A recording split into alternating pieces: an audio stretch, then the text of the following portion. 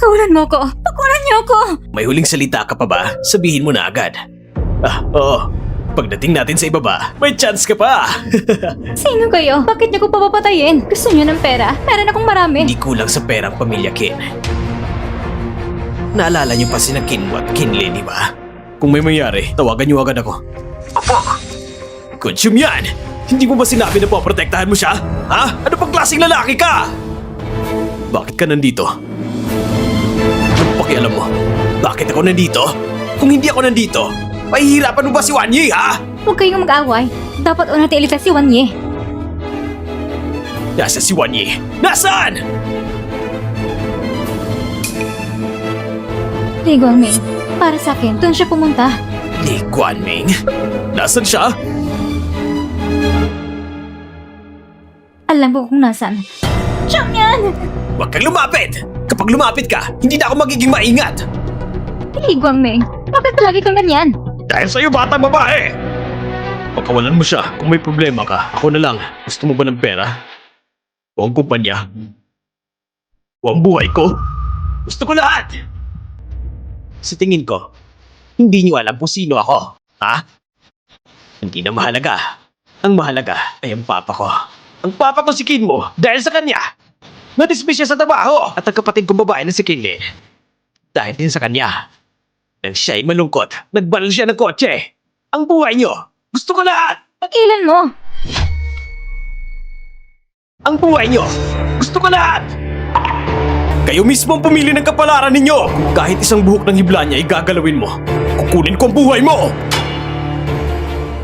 Pare, gusto mo ng pera, hindi ba? Kung pakawalan mo siya, gagawin namin lahat ng gusto mo. Hindi ba gusto ng papa mo ang Jiangxin Group? Ibibigay ko na sa kanya ngayon. Mukhang tama ang papa ko. Ang babaeng ito, talaga namang iba siya sa'yo.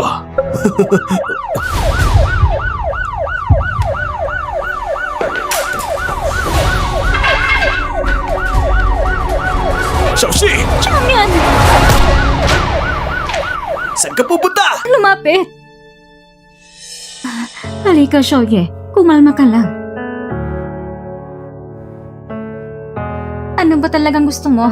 Kung pera ang gusto mo, ipapapadala ko na kay mama ngayon.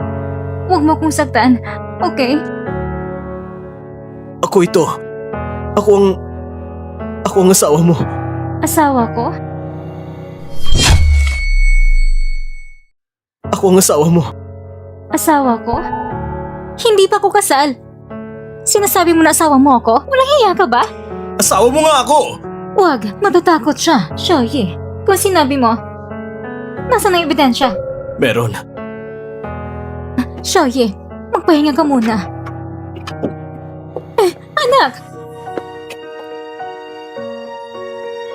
Huwag ka rin masyadong malungkot. Si Xiaoye, nagulat lang siya. Kapag gumaling na siya, natural niyang maaalala ka. Magpahinga ka muna. Alagaan mo muna si Xiaoye. Bibili ko ng kaunting tansyang para sa sabaw. Ikaw ha? Huwag mo na siyang masyadong ma-stress. Ay...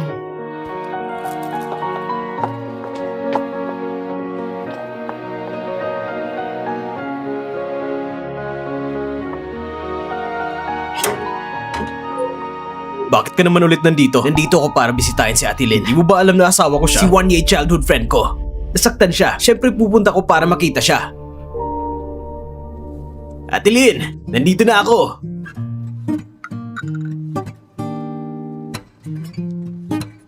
Ate, nandito ko para makita ka. Kamusta ka na ngayon? Wala nang masyadong problema, pero medyo malabo pang ulo ko. Ngayong nakita mo na siya, kailangan na ni Wan Yi ng pahinga. Pwede ka nang umalis. Ate, masyadong maraming tao dito. Nakaka-apekto sa pahinga mo. Ako naman, hindi na kita iistorbohin. Bibisitahin kita ulit sa ibang araw.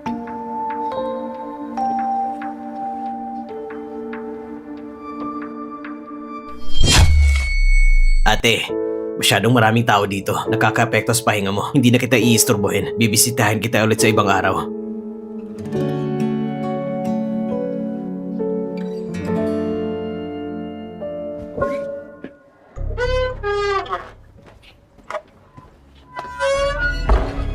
Ang Kailangan ni Wanye ngayon ay pahinga. Pumunta ka para makita siya. Hindi ako naniniwala na may mabuting intensyon ka. May nangyari ba kay Wanye? Ikaw lang nag-aalala. Ang nangyari ngayon, hindi ba dahil din sa'yo? Kasalanan ko. Ako mismong mananagot. Sabi ko na, kailangan niya ng pahinga ngayon. Kaya huwag mo na siyang istorbohin, okay ba? Bakit nasaktan si Wanye? Mas alam mo yun kaysa sa akin. Pero gusto ko pa rin siyang dalhin. Palayo sa lugar na puno ng gulo. Si Lin Wanye ang asawa ko. May marriage certificate na kami. Kung gusto mo siyang dalhin, huwag kang mangarap. Kaya please, lumayo ka na, agad. Mas malayo sa kanya, mas mabuti.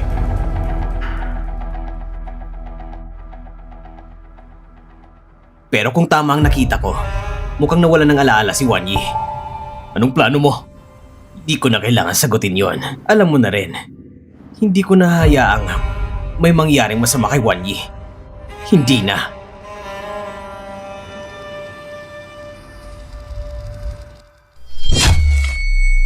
Pupunta muna ako sa opisina para sa isang meeting. Ikaw lang mag-isa dito sa bahay. Kung may mangyari, tawagan mo lang ako. Aalis na ako.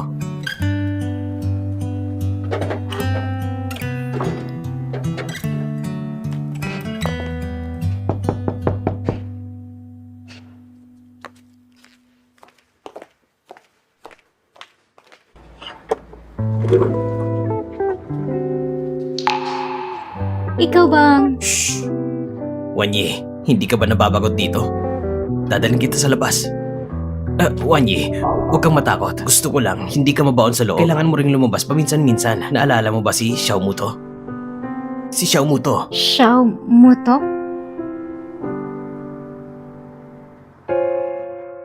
Hindi mo ba ako sasaktan? Dadalhin lang kita sa labas para magpahinga. Hindi kita gagawa ng masama. Pagkatapos nito, ihahatid kita pabalik. Ayos ba? Salamat ha. Sige, hintayin mo ko dito sandali. Kukunin ko lang ang bag. Sige.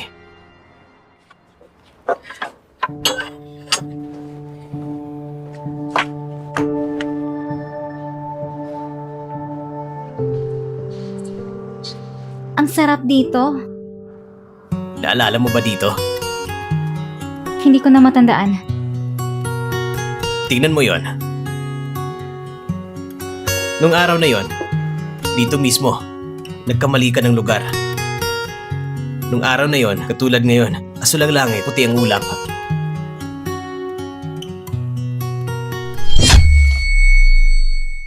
Naaalala mo ba ako? Ako to! Si Xiao Muto. Lumaki tayo sa parehong bakuran nung bata pa tayo. Dahil hindi ako mahilig magsalita, palagi mo akong ginugulo. Pinangalanan mo kong Xiao Muto. Xiao Muto? Paano matatawag siya na Xiao Muto? Wanye, sumama ka sa akin pabalik sa Jinsheng. Anong lugar yon?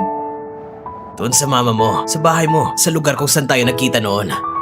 Pero sabi ni Mama, ang lugar kung saan ako ngayon ang aking tahanan. Eh, sasama rin ba si Mama Chu sa ating pabalik? Wanye! May mukha pa kayong dalawa para dito? Kung hindi dahil sa inyo, paano magiging ganito si Wanye? Tingnan niyo si Wanye! Wanye, tingnan mo, ang kwintas na ito, naalala mo pa ba? Ikaw ang gumawa nito para sa akin. At ito rin ang paborito ko. Ito ang sikreto natin. Talaga ba akong gumawa nito? Wanye, hindi ka dapat basta maniwala sa mga sinasabi ng iba dahil lang sa kwintas. Halika rito. Pangunahing President Chu! Hindi ka pa nagsisisi kung gaano mo siya pinaamak? Bakit ka pa lumabas sa harap niya? Bago ka makalimot, tayo'y magkasintahan. Bago ka makalimot, tayo ay magkasintahan. Wanye, maniwala ka sa kanya. Talagang mag-asawa kayo.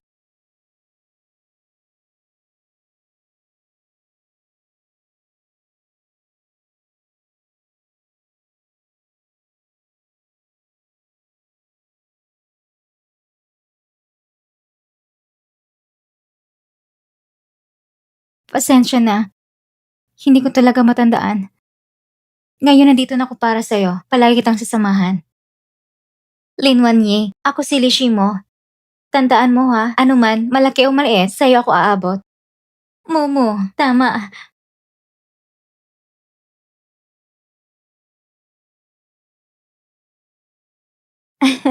Mr. Shen, pasensya na. Sobrang na-excite ako. Hindi ko napigilan at nahalik ko ang asawa mo.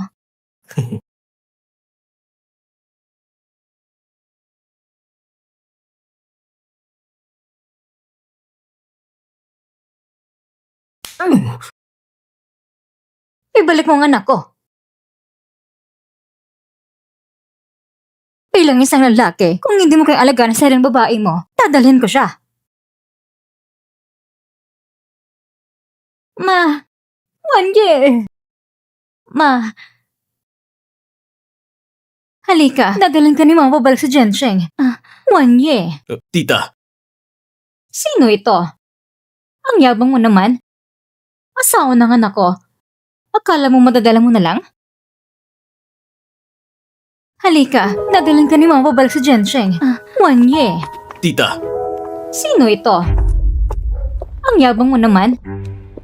Asawa ng anak ko. Akala mo madadala mo na lang? Dahil ako ang kanyang mama. Talaga? Ikaw ang kanyang ina? Pasensya na, Bianan. Bianan? Ay, mahal kong ina ni Wanye. Dadalhin kong anak ko pabalik sa Gensheng, sa Lin Group. Hindi mo kayo pang alagaan anak ng Lin family. Lin Group? Lin?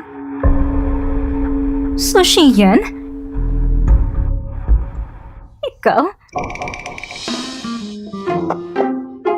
Ay, nung Marso, tinawag kita sa Mila at sinabing pabalik ang anak ko. Gusto niyang makitang dalaga. Ako, si Songshi. Ito ang batang bumalik mula sa Netherlands na estudyante doon. Consume yan po, tita. Oo. Si Kunchum yan. Lumaban ang anak ko sa akin dahil inayos ko kayo magkita. Kaya tumakas siya sa inyo. Talagang nakatakda sa kapalaran. Oo, nakatakda sa kapalaran. Ngayon, huwag mo nang dalhin ang asawa ng anak ko. Depende pa rin sa kanyang ugali. Sige na, maraming tao dito para maalala nilang nakaraan. Halika, Binan. Huwag na tayong makialam.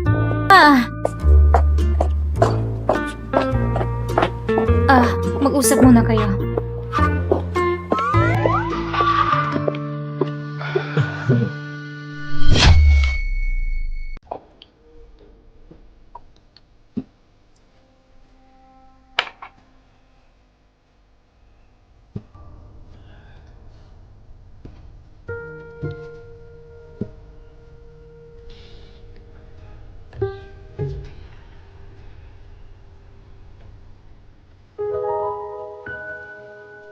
Ang gabi na pala. Bakit hindi ka pa natutulog? May iniisip lang ako, kaya hindi ako makatulog.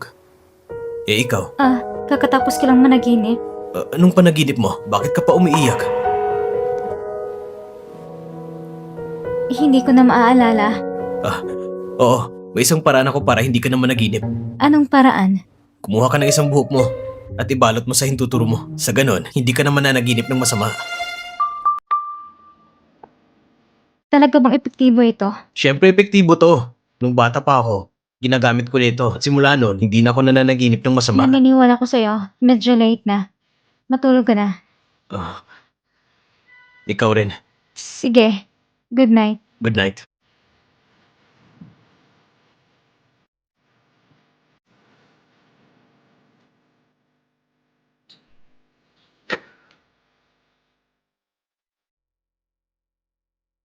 Sa ganon, hindi ka na mananaginip ng masama.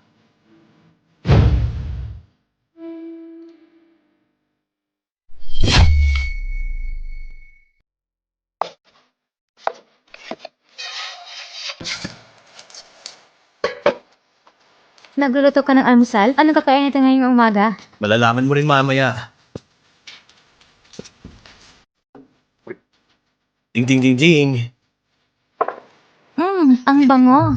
Tikman mo na.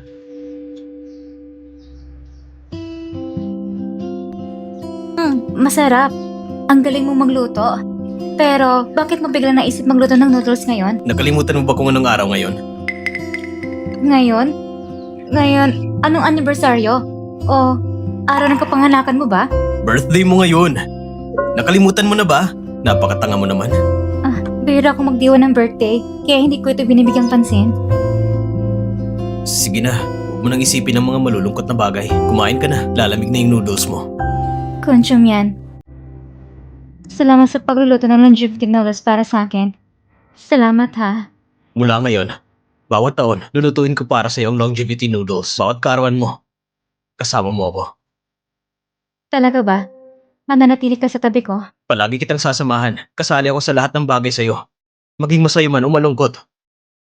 Palagi kitang sasamahan. Salamat.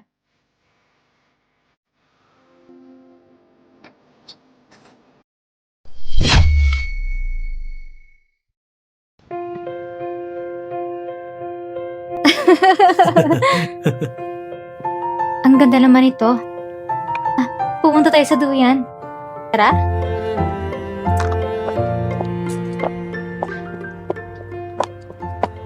Kahit na ngayon may amnesia siya. Ngunit sa ngayon, hindi rin naman masama. At least, mas masaya siya. Ngayon, pwede na tayong pantay na makipagkompetensya. Magsimula mula sa simula. Matagal na kaming kasal. Anong pwede mong laban sa akin? Ang nakaraan, hindi na mahalaga. Ang dapat nating labanan ay ang kasalukuyan. Shenye! Nandito na! Lakasan mo naman. Masyadong matagal na yun. Gusto mo pa Ayos ka lang ba?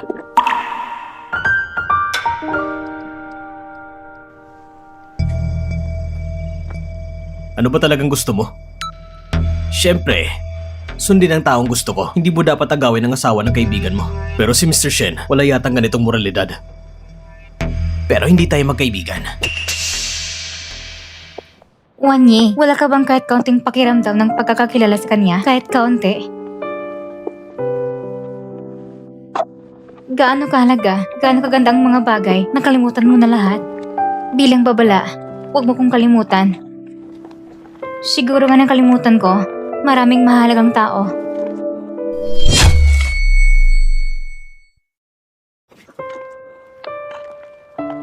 Nakalimutan mo na pati ang asawa mo? Si Kunchum yan, napakagwapo at kakit-akit na lalaki. Maraming kabataan at dalagang nagkakagusto sa kanya.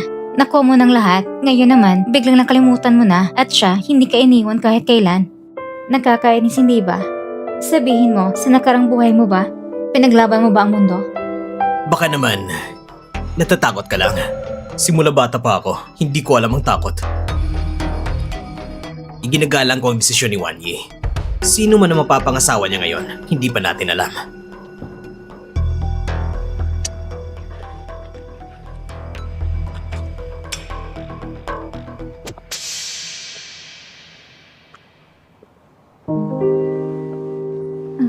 Shenye. Shenye.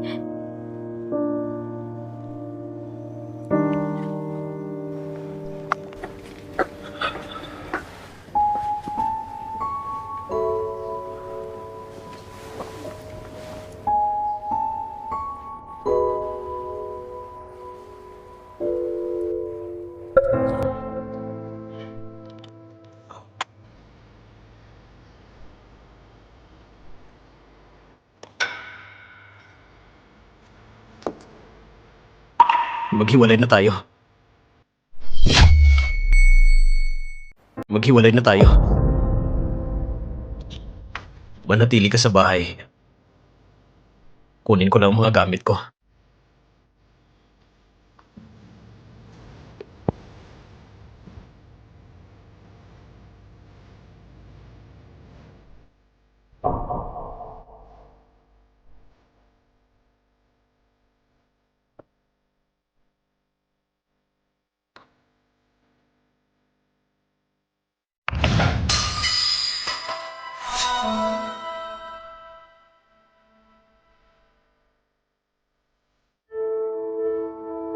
Bitawan mo! Bitawan mo!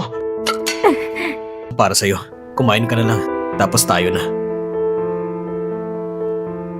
Ayaw mo ba? Wag na. Aalis na ba tayo ngayon? Oo, aalis tayo.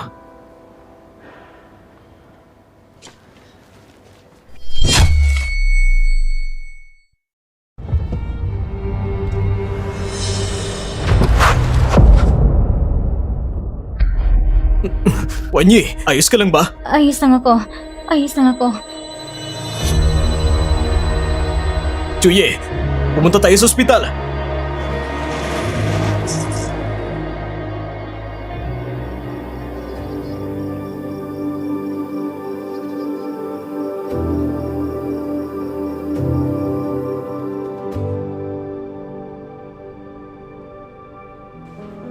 Ang bilis ng panahon. Oo nga, 1 taon na lumipas.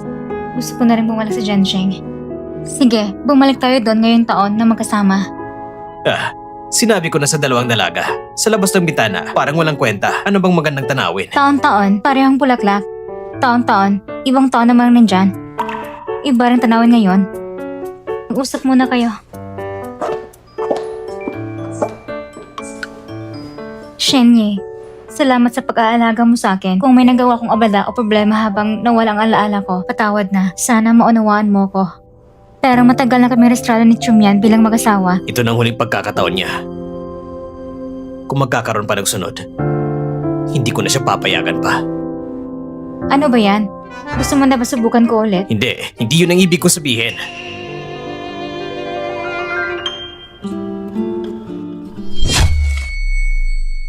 Huwag ka nang malungkot. Ako ang tinanggihan, kaya ang dapat malungkot ay ako. Pasensya na. Hindi mo na kailangang humingi ng pasensya kahit anong pipiliin mo. Basta masaya ka. Susuportahan kita. Nga pala, babalik na ako sa ibang bansa. Ang papa ko, gusto niya kong matuto sa kumpanya sa ibang bansa. Mag-ingat ka ha. Mula bata ka pa, palagi kang pabaya. Oo, alam ko. Bakit parang ina ka na puro babala? Ate mo ko. Talaga nag-aalala ko sa'yo.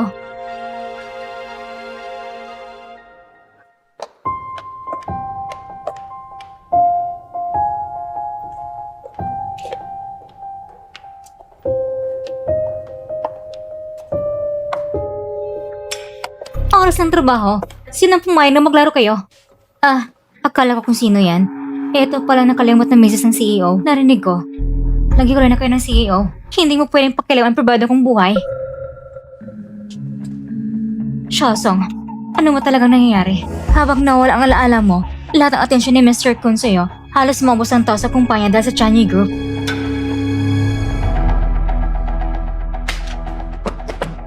Ano ba talaga nangyari? Nasaan si Kun Chumyan? Saan siya nagpunta? Nawawala ang CEO, hindi makontak sa telepono, hindi rin matrack ang lokasyon niya. Ano nangyari sa kumpanya? Habang ikaw ay naaksidente, ang lahat ng atensyon ng CEO ay nasa iyo. Ang Tianyi Group na matagal ang naapektuhan ay gumawa ng sabuatan sa mina at sa pabrika. Maraming orders ang hindi nagawa. Nagkansila ang mga partner, kahit ang mga makina sa pabrika ay binili ng Tianyu. Nagkansila ang mga partner, kahit ang mga makina sa pabrika ay binili ng Tianyu. Ang mga empleyado, karamihan ay lumipat na rin sa Tianyu. At ikaw? Gano'n na lang kumpanya? Wala si Chumyan. Bakit ka pa rin nandito? Susundan ko ba ang CEO? Baka may paraan siya pupuntahan, di ba?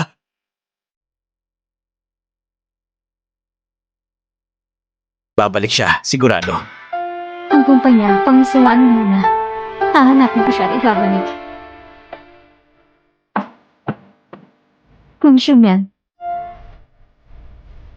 saan ka na talaga napunta?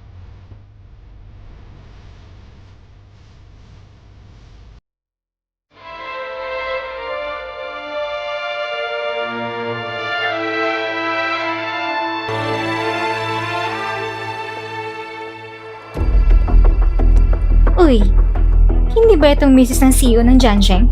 Si Miss Lin? Narinig ko, malapit na mabilang Chanyi Group ang kumpanya. Hindi mo na kailang mag-alala sa akin. Si Chumyan ay nag-aasikaso lang ng ilang pribadong bagay. Mas mabuti pang alagaan mo sarili mo. Baka nga tinutulong siya ng Chanyu. Hindi ka ba sanay sa paggamit ng iyong alindog? Narinig ko, ang CEO ng Chanyu ay halos 60 taong gulang na, pero pwede pa rin naman. Pwede ka pa rin maging misis ng CEO. Wala akong pakialam. Akala mo ba misis ka pa ng CEO? Tumigil ka!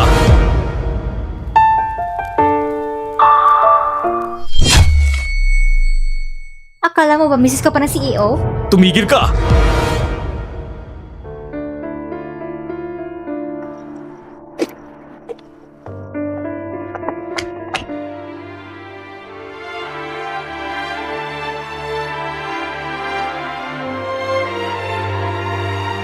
Saan ka ba nagpunta? Pasensya na. Late akong dumating. Hinahanap kong isang mentor. Nagkaroon lang ng kaunting abala. Natapos ko na. Dali-dali akong bumalik. Shumyan, huwag mo kong iwan. Naalala ko na. Naalala ko na lahat. Hindi kita naalagaan ng maayos. Pasensya na. Umuwi na tayo. Tara na. Si Kun Shumyan, ngayon ay nasa krisis ang kumpanya. Ngunit wala siya. Iniiwan sa amin ang gulo. Tama! Tama! Sekretary Wang, sundan mo siya ng matagal ng panahon. Paano ba? Wala kang abiso nang tumakas siya. Kung kinaya niyang iwan ng babae niya para tumakas mag-isa, mas lalo pa sa'yo. Ngayon, nagpadala ang Chanyu Group ng mensahe ng anumang empleyado ng ating kumpanya ay tatanggapin nila. May parehong benepisyo tulad ng dati. Pumunta tayo sa Chanyu. Talaga bang iniisip nyo na tatanggapin kayo ng Chanyu Group? Mga asong walang katapatan lang. Kakainis. Sige!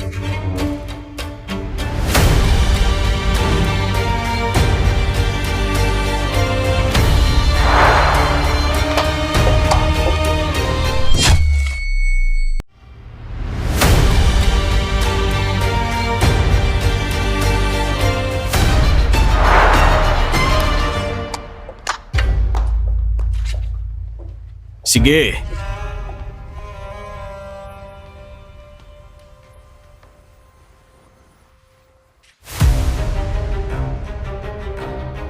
Kung ganun ang iniisip nyo, mukhang maiba na kayong plano. Sa tingin ko, hindi ko na kayo kailangan panatilihin. Huwag na kayong bumalik.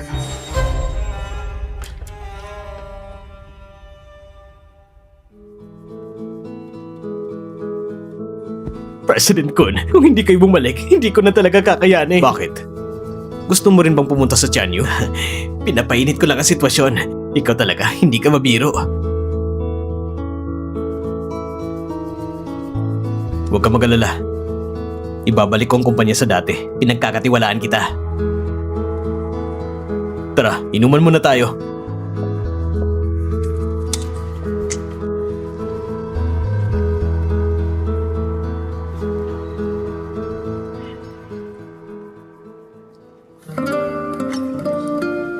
Bakit? May papakita ko sa'yo. Paano po tang paseres nito sa'yo? Nung inabot ito sa akin ng mama ko, sabi niya, kapag handa ka na ng buong puso, ibibigay niya sa'yo. Handa ka na ba ngayon?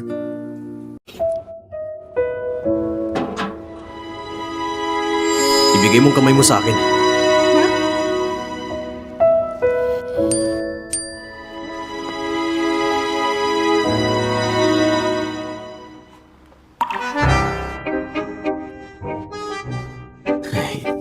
Sabi ni Shenye, bukas aalis siya ng bansa. Kailangan ko siyang ihatid. Tama. Sama tayo. Kung pupunta siya, pupunta ka rin ba? Hindi ako pupunta. Sige na nga. Pupunta na siya eh. Sige na. Sama tayo. Eh ikaw, halikan mo muna ako. Tara na. Ayos na din yun. Siya mo to. Bakit ka na dito? Tinanggihan mo ako. At dinala mo pa ang asawa mo para pasabugin ako. Inangako ko sa'yo. Dadasin niyo ko mismo ang kwintas na ito.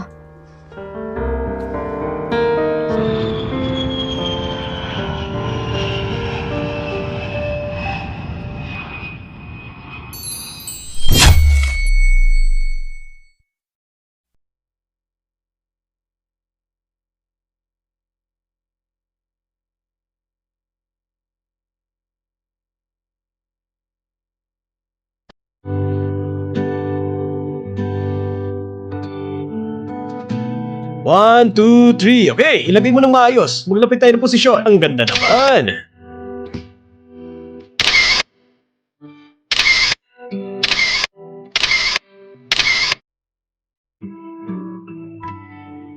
Sige pa. Halika kayo. Kunan natin ang litrato ng lahat. Halika. Ayos, tumayo kayo ng maayos. Sandali lang. Sige. 3, 2, 1.